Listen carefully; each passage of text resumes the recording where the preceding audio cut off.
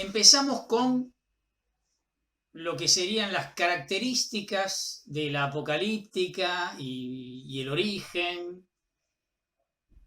Entre el siglo II y el siglo II antes de Cristo y siglo I, II también después de Cristo, el libro aparece con una función social determinada. Empieza a aparecer cada vez con más protagonismo el libro como tal. Piensen, estamos en el contexto del Nuevo Testamento acá. La palabra que a nosotros nos importa, apocalipsis, que viene del verbo apocalyptein, que significa descubrir, revelar, hace que entonces la palabra apocalipsis hace que traducirla por revelación. Traduce del Antiguo Testamento, traduce los verbos hebreos galá y hasaf, que tienen el mismo significado. Descubrir, revelar, lo encontramos en el libro del Éxodo, en el primer libro de Samuel, en el libro de Daniel. ¿Qué es esta apocalíptica? Es, como muchos la llaman, hija de la profecía, porque de hecho vino después de la profecía concretamente. Lo primero que hay que decir es que es una literatura importante y original. Por más que tenga un antecedente, representa una literatura original y que viene con un movimiento cultural de origen judío que va a intentar hacer una suerte de lo que podríamos llamar una teología de la historia. Como antecedentes encontramos algunos trozos importantes de literatura apocalíptica o afín en algunos textos proféticos. Por ejemplo, en el libro de Isaías, entre los capítulos 24 y 28, por ejemplo, o entre los capítulos 34 y 35. Lo mismo podemos decir del libro de Ezequiel, los capítulos 38 y 39, o la parte final del libro de Zacarías, lo que va del capítulo 9 al 14, son textos apocalípticos que representan un germen que se va desarrollando despacito hacia el libro de Daniel.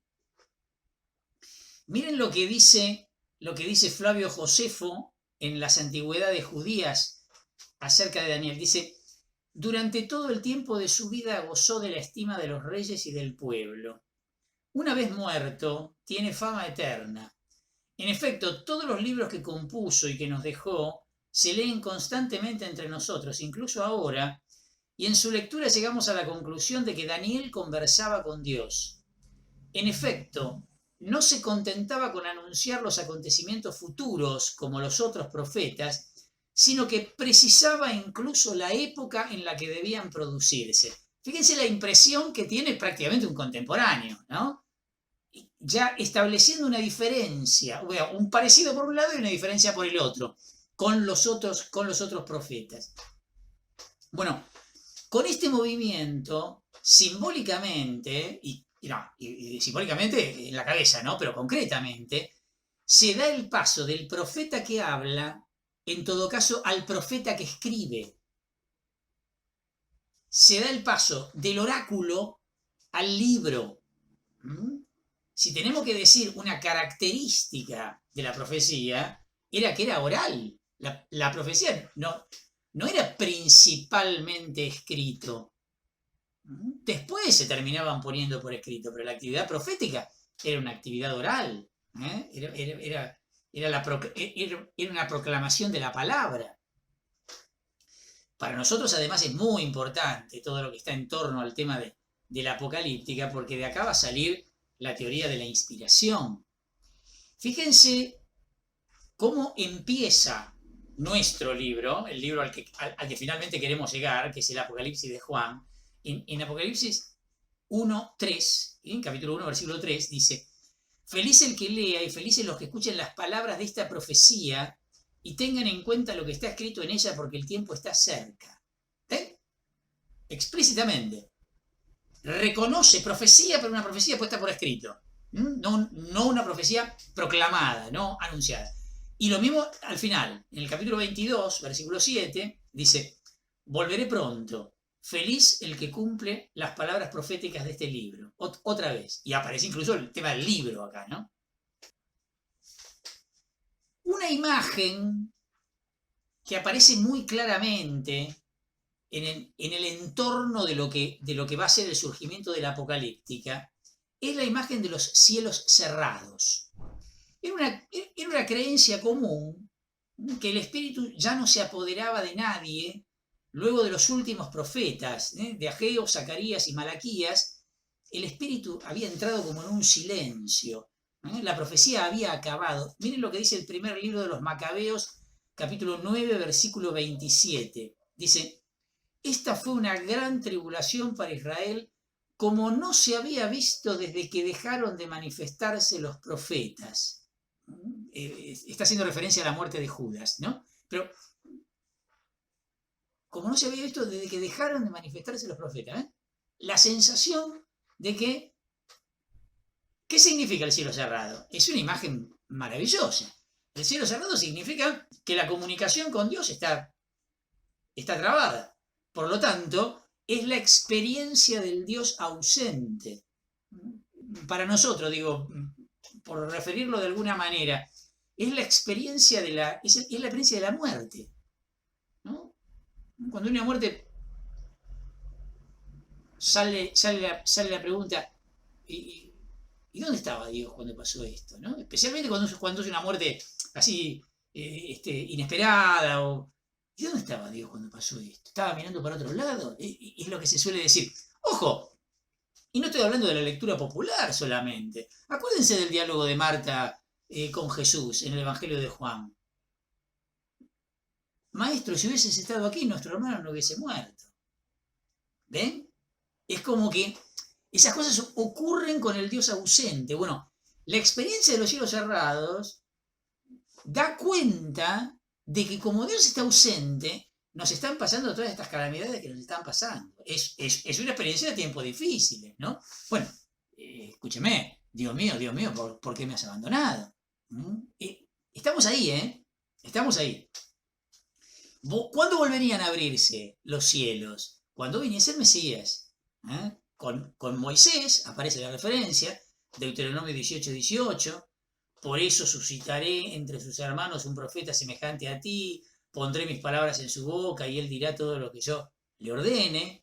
Ahí estaba puesta la expectativa de cuándo se iba a volver a realizar. Y con Elías, en el profeta Malaquías, capítulo 3, versículos 22 al 24. Acuérdense de la ley de Moisés, mi servidor, a quien yo prescribí en el Horeb, preceptos y leyes para todo Israel. Yo les voy a enviar a Elías el profeta antes que llegue el día del Señor grande y terrible. Él hará volver el corazón de los padres hacia sus hijos y el corazón de los hijos hacia sus padres, para que yo no venga a castigar el país con el exterminio total. ¿Ven dónde estaba puesta la esperanza? Bueno, imaginen esto en referencia a la redacción de los evangelios del bautismo de Jesús. Cuando se dice explícitamente, se abrió el cielo, dice. ¿Y por qué dice eso? Bueno, acá está. Se abrió el cielo y se escuchó una voz, ya ni siquiera con intermediario. Ni siquiera con intermediario. Y se escuchó la voz directa de Dios, ¿no? Marco va a decir, tú eres mi hijo, así, tipo en una revelación privada. Mateo va a decir, este es mi hijo en quien tengo puesta toda mi predilección, etcétera, etcétera, ¿no? El momento en que se vuelven a abrir los cielos. Cumplimiento de... En este contexto, entonces, el libro jugó un papel decisivo. Se estructuró y manifestó en cuanto Biblia. Para nosotros la Biblia es la Biblia, pero no olvidemos nunca que Biblia significa libro, o los libros. ¿Sí? Los apocalipsis, en este sentido, son Biblias.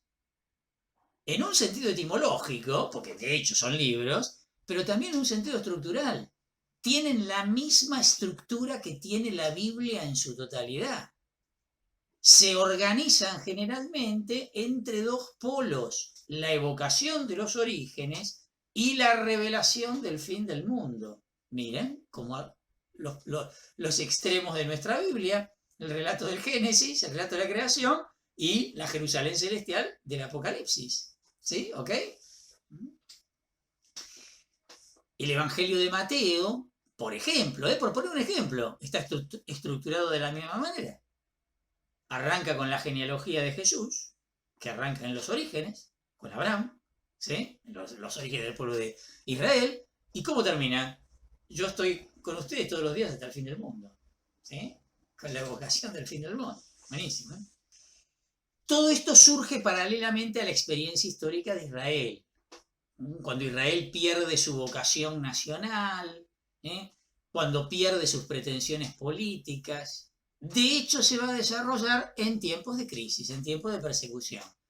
Vamos a encontrar literatura apocalíptica o bien en la revuelta de los macabeos, coincidiendo con la persecución griega, en los comienzos de la dominación romana o en las rebeliones judías del siglo I y siglo II de nuestra era, ¿no? Ese va a ser el contexto donde va a surgir la literatura apocalíptica.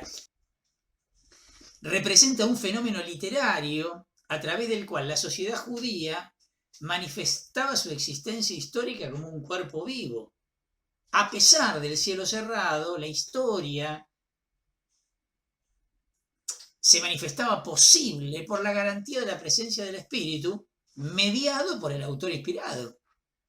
El autor inspirado venía a dar cuenta de esto. En ella se encuentra en germen un aspecto fundamental del pensamiento cristiano, que es la teoría de la historia y de la vida animadas por el Espíritu Santo. En el fondo detrás está esto, ¿no? Para ella la historia no es una serie de acontecimientos, sino más bien una totalidad. Por eso es que hay una cierta concepción mítica en la apocalíptica, donde el comienzo y el fin se unen en un lugar mítico donde todo comienza y acaba. Este mundo por un lado y el mundo futuro que va a venir, en una suerte como de dinámica pascual. Es necesario que lo presente muera para que pueda dar lugar a lo nuevo, porque si no, no tiene lugar donde irrumpir lo nuevo. Esta idea, ¿no? Así como recién hablábamos de los cielos cerrados, hay una característica que tiene la literatura apocalíptica, que es la pseudonimia. ¿Qué sería la pseudonimia? Autores y héroes responden a personajes famosos que son representativos para el pueblo o para la humanidad, pero a nosotros nos interesa fundamentalmente los que tienen referencia con el pueblo de Israel. Por eso que los autores de los Apocalipsis suelen estar representados, obviamente que no lo son, ¿no? Pero suelen ser Adán, Enoc, Noé, Abraham, Moisés, Elías, Baruch, Esdras, grandes personajes de la historia. Los primeros escritos cristianos, de hecho, están estructurados como apocalipsis. Por ejemplo, el Evangelio según San Mateo debería ser libro del origen de Jesucristo, porque así arranca. Ese era el modo judío de nombrar a los libros. Nuestro Apocalipsis no debería ser el Apocalipsis de Juan. ¿Con qué palabras arranca? Revelación de Jesucristo. El autor pseudónimo, obviamente, ¿no? Pero es la revelación de Jesucristo la que pretende manifestar lo que llamamos nosotros el Apocalipsis de Juan. ¿Al servicio de qué está la pseudonimia? Al servicio de afirmar y garantizar la continuidad de la historia. La obra de los antepasados fundadores vuelve a aparecer con el libro, renace con el libro. La existencia del pueblo, asegurada por sus ancestros, se afirma nuevamente en la producción literaria. Este es el juego que está detrás. Este es el sentido de la pseudonimia. afirma y garantiza la continuidad de la historia. Y esto lo hace de dos formas o con dos recursos. Seguimos agregando características. La primera forma es la concepción del libro como testamento. De ahí viene el modo que nosotros tenemos de nombrar al Antiguo y al Nuevo Testamento. Muchos apocalipsis adoptaron esta forma de testamento o de discurso de despedida. Como género lo encontramos muchas veces en la literatura judía. Por ejemplo, el capítulo 47 del libro del Génesis, donde tenemos el testamento de Jacob. Bueno, el Deuteronomio completo. Podríamos nombrarlo el testamento de Moisés, no es otra cosa. El capítulo 13 del Evangelio de Marcos, lo que reconocemos como el discurso apocalíptico, tranquilamente lo podríamos reconocer en esta línea, y otros textos apócrifos, como por ejemplo, explícitamente, ¿no? El testamento de Abraham, el testamento de los 12 patriarcas, que pertenecen a la literatura judía, no fueron incluidos en el canon, en el canon judío, ¿no? Hay aquí una teoría bíblica de la sucesión.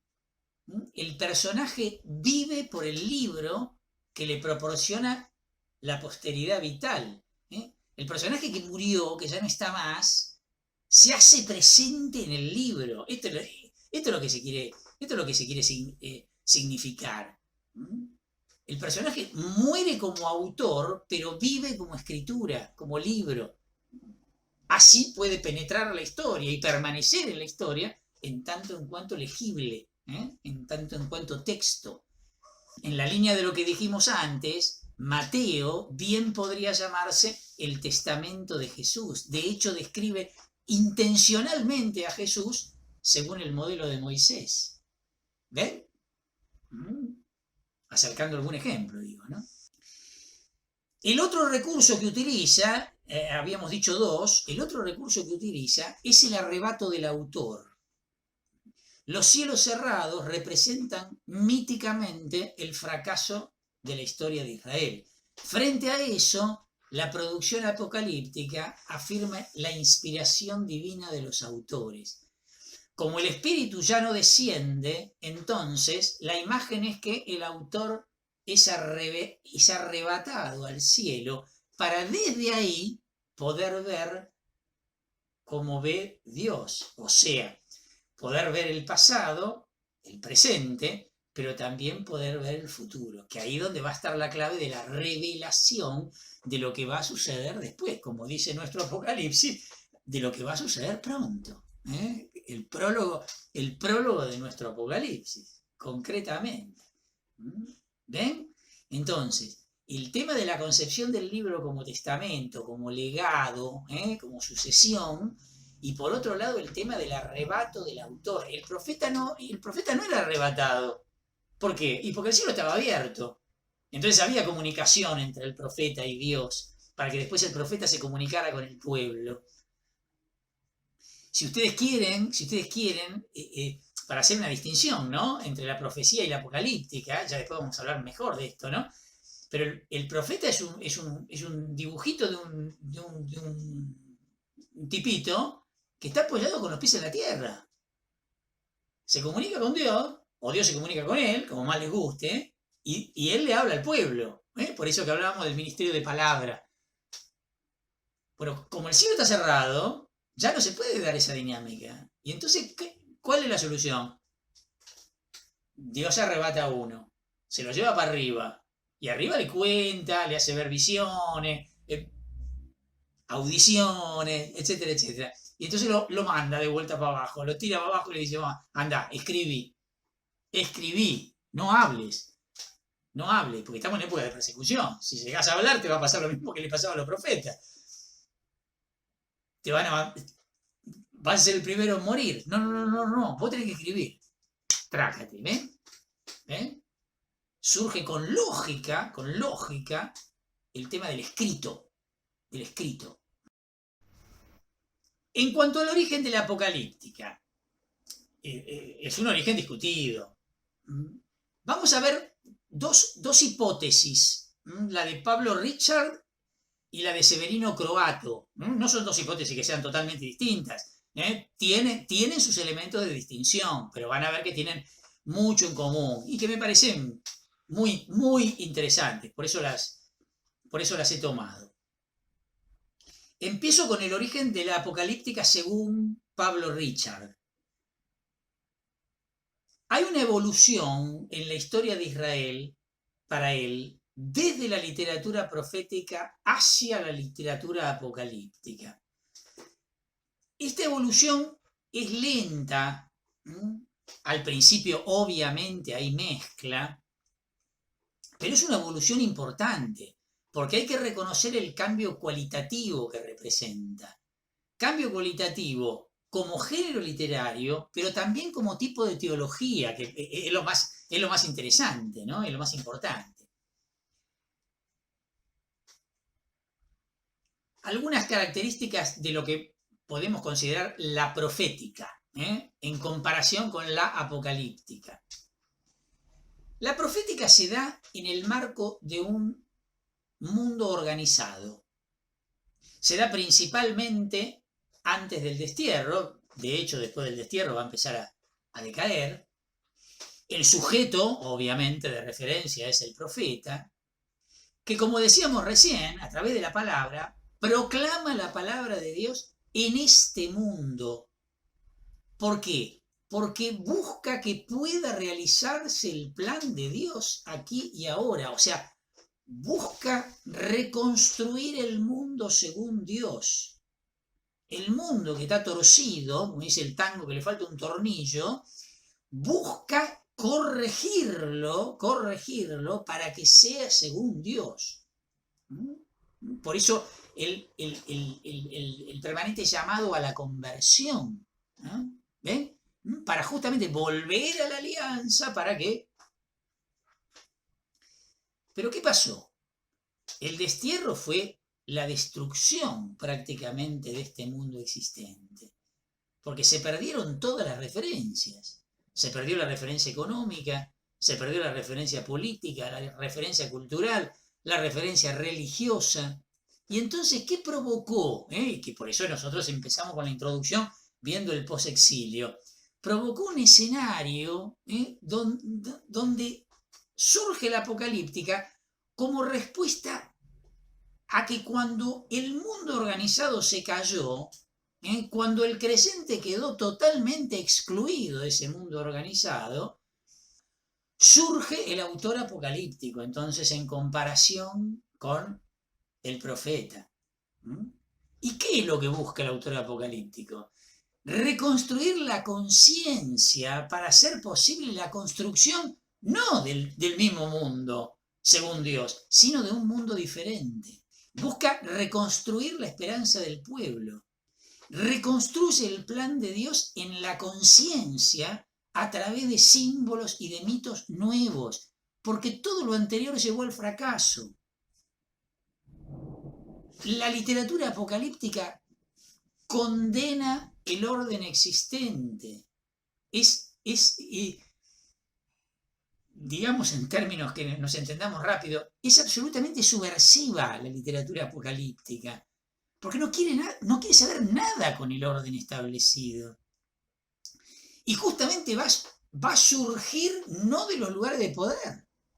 Acuérdense cuando hablábamos de los Am Haaretz, de la gente del pueblo, que quedaba no en sintonía con estos que venían con el proyecto. ¿Se acuerdan de Esdras y Nehemías? Para eso estuvimos viendo todo el contexto, ¿no? Para tener contexto de todo lo que vamos a decir, ahora, ¿no? Entonces, la literatura apocalíptica va a surgir de abajo, justamente no de los lugares de poder. Esto es interesantísimo, ¿eh? En ambos casos, tanto en la profética como en la apocalíptica, el mundo es igualmente histórico. Lo que cambia es la perspectiva. Un ejemplo nuestro. Digo, como para poner un ejemplo concreto, un ejemplo nuestro.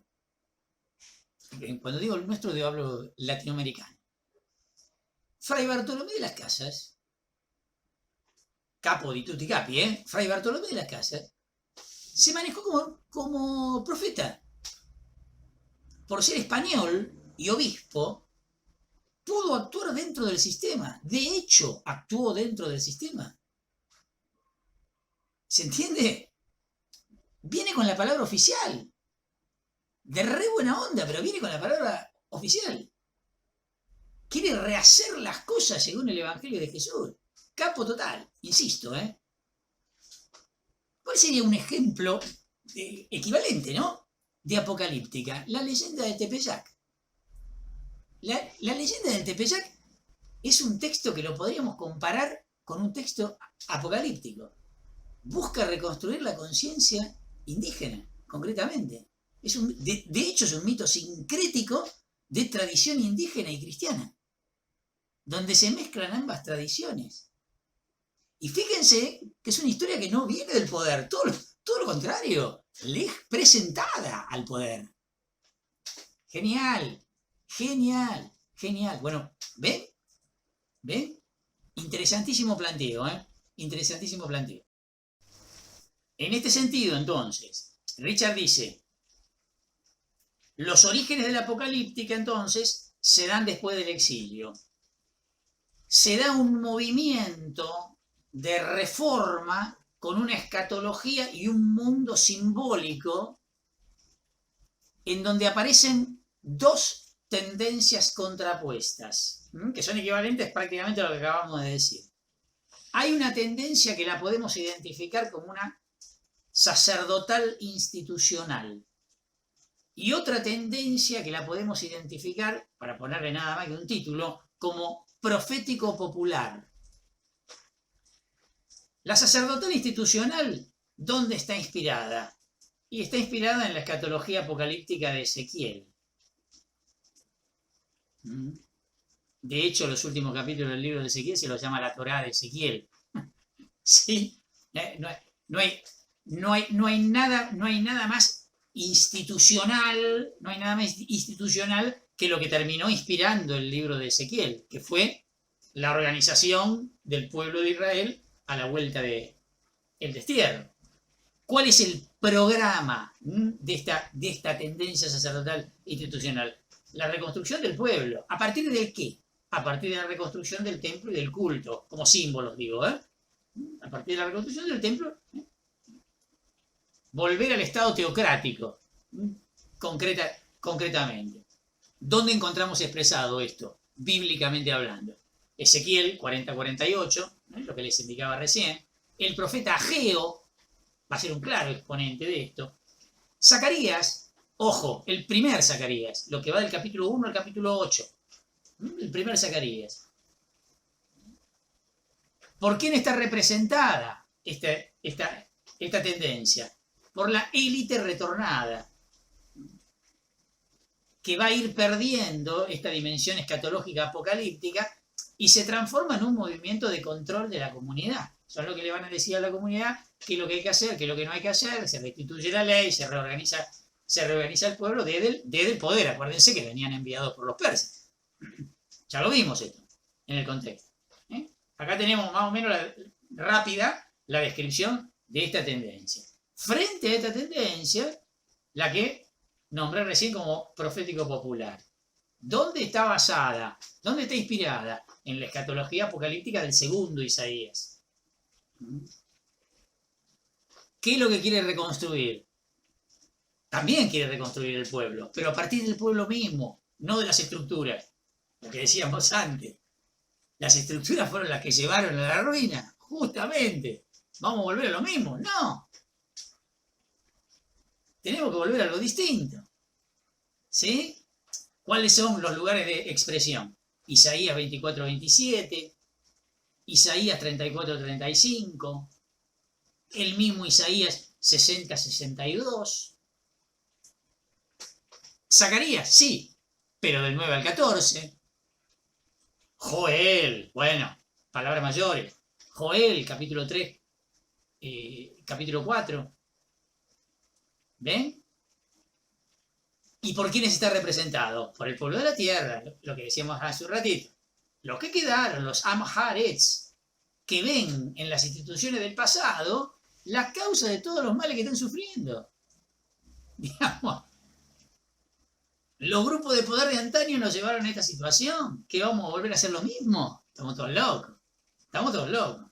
Este es el planteo. Bueno, históricamente, ambos fueron necesarios. El movimiento apocalíptico posterior va a conservar, por un lado, el lenguaje y la simbología de la primera tendencia, de la sacerdotal institucional, pero históricamente será una prolongación de la segunda, el profético popular. Este último, sin ningún lugar a duda, fue el que más influyó en el movimiento de Jesús y en el origen del cristianismo. Clarísimamente, clarísimamente. Miren, les voy a leer dos textos del magisterio,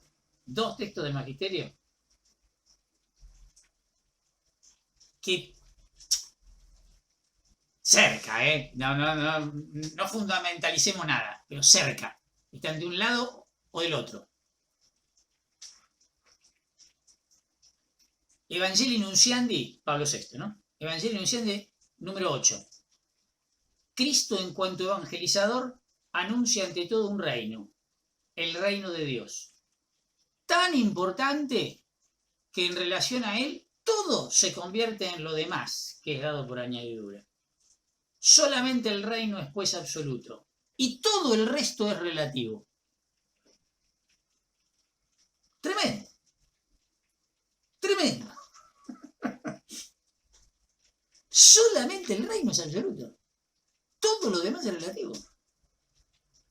Y en el todo, ¿qué hay? ¿Qué hay? Todo. ¿Qué quiere decir relativo? Relativo no es que no sirve, Relativo es relacionado a.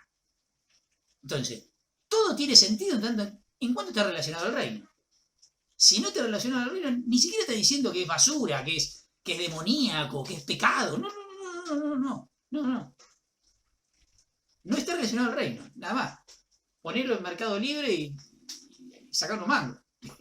¿Se entiende? Pero acá entra todo, Acá entra todo. La iglesia incluida. Si la iglesia no está en referencia al reino, participa de esto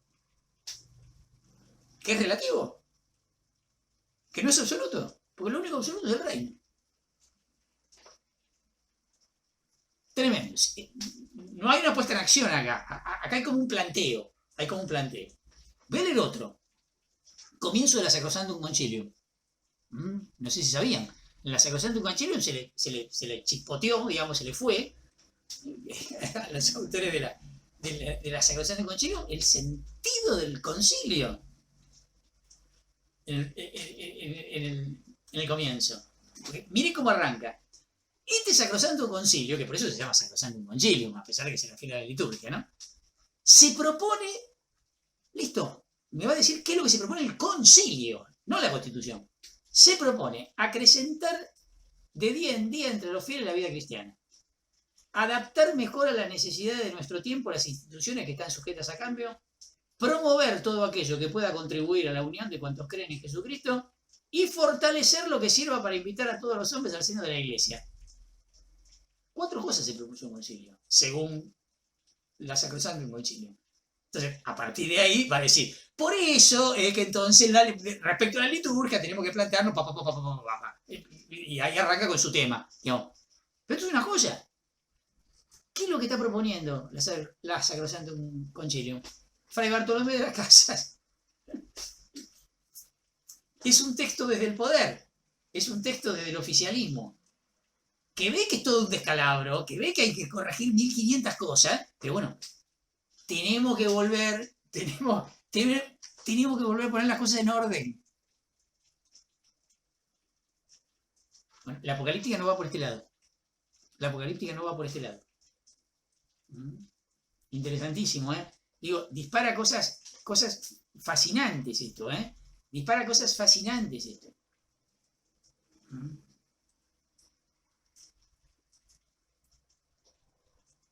Me viene a pensar la teología de la liberación,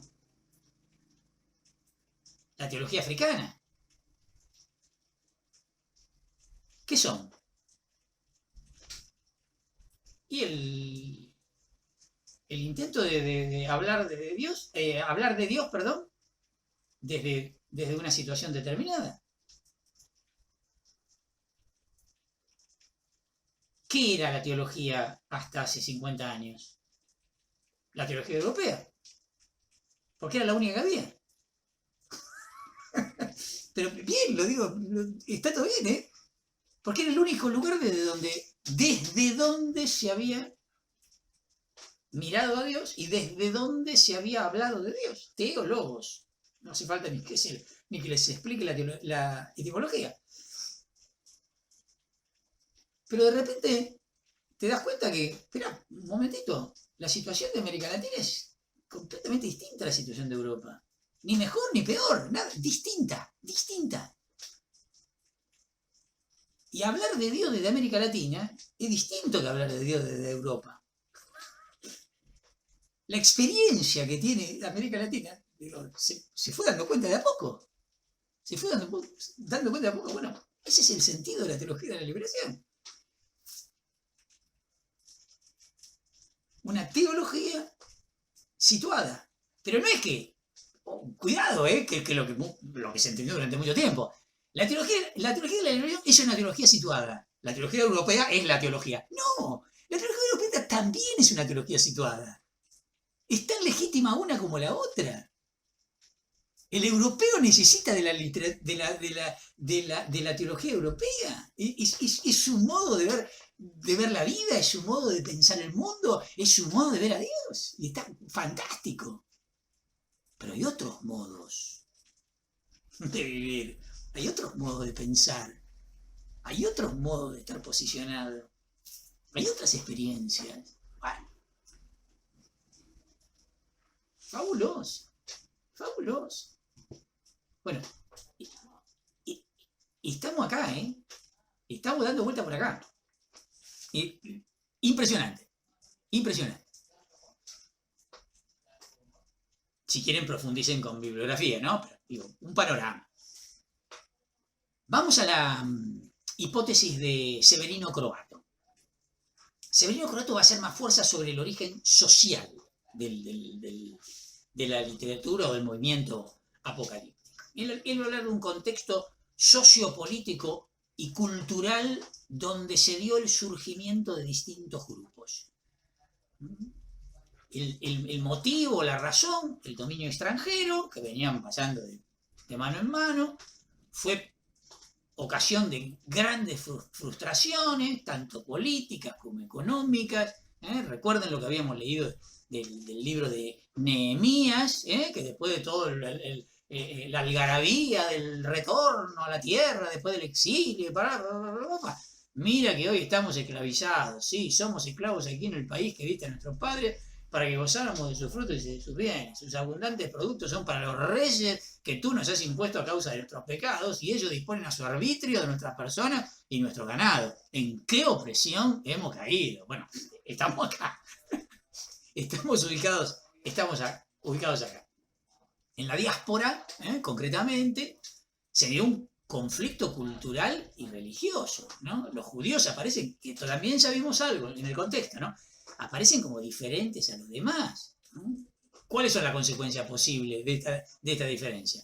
O bien terminan siendo marginados de la sociedad, o bien terminan siendo absorbidos por la sociedad y por lo tanto pierden la identidad, o directamente perseguidos por desestabilizadores de esa sociedad. En el libro de los Hechos, capítulo 16, 20-22, dice: y llevándolo delante de los magistrados dijeron: esta gente está sembrando la confusión en nuestra ciudad. Son unos judíos que predican ciertas costumbres que nosotros los romanos no podemos admitir ni practicar. La multitud se amotinó en contra de ellos y los magistrados les hicieron arrancar la ropa y le ordenaron que los azotaran. Bueno, aquí ven lo que provoca esto. Él va a hablar de visionario por un lado y teocráticos por el otro. Y él va a reconocer ahí, Croato va a reconocer ahí el comienzo de la apocalíptica. ¿Quiénes son estos visionarios? Estos visionarios son marginados del establishment religioso y político, ¿no? De este programa que vino con Esdras y Nehemías. A ver, estos visionarios también se escapan del control fariseo, fundamentalmente, del orden religioso que estaba centrado en la Torá. Esto va a ser un dato interesante que va a agregar Croato a lo que vimos recién con Richard. Va a decir él, tienen otra palabra de Dios complementaria. Esta palabra que traen los visionarios no pasa por la Torá. O sea, no puede ser controlada por los grupos de poder. Los grupos de poder eran los que controlaban la Torá. ¿Se acuerdan cuando habíamos hablado de Judá Macabeo, que se le habían añadido los Hasidim, que estaban relacionados con la custodia de la Torá? Y que decíamos, claro, si Jerusalén se convierte en una polis, cambia la constitución, por decirlo de algún modo, la constitución de la ciudad, el régimen de la ciudad, y entonces vamos a tener otra ley, que no es la Torá. Entonces perdían el sentido de su existencia. Cuando esto se recupera, los Hasidim se sienten satisfechos. ¿Por qué? Porque ya recuperaron su cuota de poder. Interesante. Bueno, acá está. Habíamos mostrado ese contexto para que esto tuviera sentido, ¿no? La literatura apocalíptica, entonces, delata la división dentro de la comunidad judía. Esto es un problema interno. ¿Se acuerdan cuando habíamos hablado de Antíoco Epífanes, que en realidad se encontró con una guerra civil? No habría hecho, ya lo dijimos esto, no habría hecho la reforma que hizo si no hubiese tenido gente que estaba de acuerdo desde adentro, ¿no? Entonces, ¿dónde se da esta división dentro de la comunidad judía? Por un lado los teocráticos, del otro lado los visionarios. Los teocráticos que se identifican con los poderosos, los visionarios que se identifican con los marginados. Y en el lenguaje apocalíptico, unos van a ser los impíos y los otros van a ser los justos. Ya lo vamos a ver bien después cuando veamos la cosmovisión apocalíptica, ¿no? En los apocalipsis no hay grises. O sos bueno o sos malo. No hay grises, no hay grises. Están los que están con Dios y los que están en contra de Dios. Hay dos planes acá. No hay. Entonces, los elegidos, no todo Israel, son los destinatarios de la revelación. Son los destinatarios del Apocalipsis. A ellos va dirigido el escrito. Entonces, surge como una forma de protesta y resistencia frente al sistema.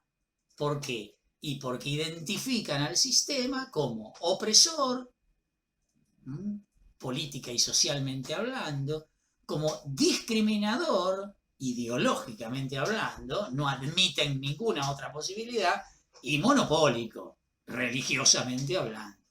Otro aspecto, según Croato, que explica el nacimiento de la apocalíptica, es la crisis de fe en relación con las promesas. Nosotros algo habíamos dicho cuando hablamos de las orientaciones teológicas al principio.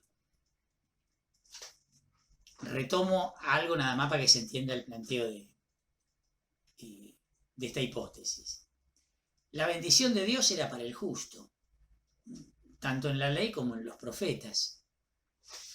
Surge la pregunta, ¿hasta cuándo?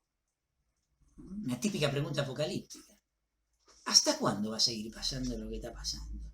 Esto se lo preguntó el libro de Daniel. Se lo pregunta nuestro libro, el Apocalipsis, en el capítulo 6, ya lo veremos. Es una pregunta que aparece repetida en los Salmos, en el Salmo 74, en el Salmo 89. La fe tradicional, ¿qué esperaba? La reiteración de las promesas de Dios en el pasado. La creación, una nueva creación, un nuevo éxodo, o la realización de las promesas conocidas, los oráculos de salvación, que va a realizar en el futuro. En los Apocalipsis no. En los Apocalipsis se plantea una nueva revelación. ¿Nueva en qué sentido? Con respecto a los libros de la tradición pasada, pero antigua en cuanto que fue revelada desde el comienzo, aunque recién ahora se da a conocer. Metan acá lo que habíamos visto como característica antes de la pseudonimia. Viene de algún personaje del pasado. El tema es que todavía no la conocíamos. Y por eso no estaba vigente. Pero ahora sí la conocemos. Interesantísimo, ¿no? Se trata de una revelación originaria, que para nosotros es nueva, pero en realidad es originaria. pero representa un material revelatorio, digamos, un material de revelación diferente del tradicional, que describe la historia del mundo otra vez desde el comienzo de la revelación hasta el final. Por eso decíamos que se estructura como Biblia, ¿se acuerdan, no? Sobrepasa normalmente los límites de la historia de Israel. De hecho, los apocalipsis aparecen cuando Israel ya no es un pueblo aparte, sino que está totalmente metido dentro del torbellino de los sucesos mundiales. Es un microscopio, perdón, un microbio, quería decir, en medio de los grandes imperios. Entonces, obviamente, que si es Dios el generador de todo esto, no va a generar para el microbio. Dios genera el cambio total. El cambio total. Como las promesas históricas no encuentran realización en el presente, ponen todo el peso de su esperanza en un futuro salvífico. Futuro que ya está diseñado por Dios. Y es lo que le revela al autor apocalíptico, ¿no? Entonces, no hay relecturas de las promesas, sino otras promesas. Características de la literatura apocalíptica. Promesas que tienen que ver con el fin de este mundo, la historia, y el advenimiento de un nuevo mundo, también histórico, que va a invertir los papeles. Hay una gran conciencia histórica en los apocalipsis. Esto es clave. Bueno, ya lo vamos a aclarar ahí bien, esto porque es muy importante. El apocalipsis no habla de lo que habitualmente nosotros llamamos el reino de los cielos. Mejor dicho, de lo que habitualmente entendemos por el reino de los cielos, que va a ser ese lugar después de muerto. Vayas a ver con alitas y nubes. No. Está hablando de algo nuevo en la historia. En la historia. ¿Y qué decíamos? Invertirá los papeles. Surge la pregunta. Obvio, la tenemos que formular. Antes que nadie la pregunte. Pero no es una evasión esto. Esto no es opio para el pueblo, como decía Feuerbach y Carlitos Marx. No. Serino Corato dice, no. Esto es literatura de resistencia de los oprimidos. Representa una confrontación ideológica, justamente. Es no transar con el sistema. Y esta confrontación ideológica lo que hace es unir a la comunidad, por lo tanto hablamos de una resistencia cultural, debilita al opresor en tanto en cuanto une a la comunidad. ¿Puede generar una defensa violenta? Sí, por supuesto, admitámoslo. La resistencia armada de los macabeos. Los celotas en el Nuevo Testamento. Sí, claro, obviamente. Y puede generar incluso el retiro de la sociedad. Qumran, por ejemplo. ¿Por qué se van al desierto? En una comunidad sin templo, de espaldas a Jerusalén. Bueno, ¿falta algo más para dejarlo en claro?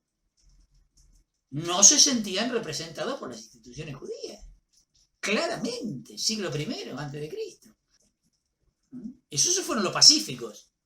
Pero después hubo otros violentos. Ahora, en el origen está todo lo mismo. En el origen está todo lo mismo. Es este descontento, pero existencial, digamos, no superficial, existencial, en donde se ve que esto no tiene arreglo. Por lo tanto, esto lo tiene que arreglar Dios y de una manera nueva. Esto no se arregla emparchando nada. Esto no se arregla corrigiendo rumbos. No. Acá tiene que venir algo nuevo. Croato dice una última cosa antes de cerrar con esto, ¿no? Con su aporte, que me parece interesante, ¿no? Y el Apocalipsis no puede convertirse en doctrina. Porque el día que se convierte en doctrina, listo. se institucionalizó. Y su fuerza está en la desestabilización. ¿Se entiende, no? Su fuerza está en la desestabilización. Si forma parte del discurso de poder, listo. perdió su sentido. Perdió su sentido. Interesantísimo. Bueno, con esto termino estas dos hipótesis de origen, de la apocalíptica. Y termino con una aclaración de palabras que se fueron poniendo como para ir distinguiendo toda esta complejidad que representa esto, ¿no? Esta problemática sociopolítico, cultural y religiosa se va a expresar, por un lado, en una cosmovisión con temas propios, o sea, una visión totalizadora pero con temas propios. A eso se le reserva el nombre de apocalíptica. A eso se le reserva el nombre de apocalíptica. Pero también se va a expresar en un género literario determinado que funciona como código de identificación de un texto como apocalíptico. Para eso se reserva la palabra apocalipsis. Cuando hablamos de apocalipsis hablamos de un texto, hablamos de un libro, de un escrito. Y también se va a expresar, como queda claro por todo lo que venimos diciendo, en un movimiento o tendencia con un enraizamiento político, social, religioso, que toma contenido, que tiene la cosmovisión apocalíptica y toma contenido de esos textos, de los apocalipsis. Que para eso se suele utilizar la palabra apocalipticismo.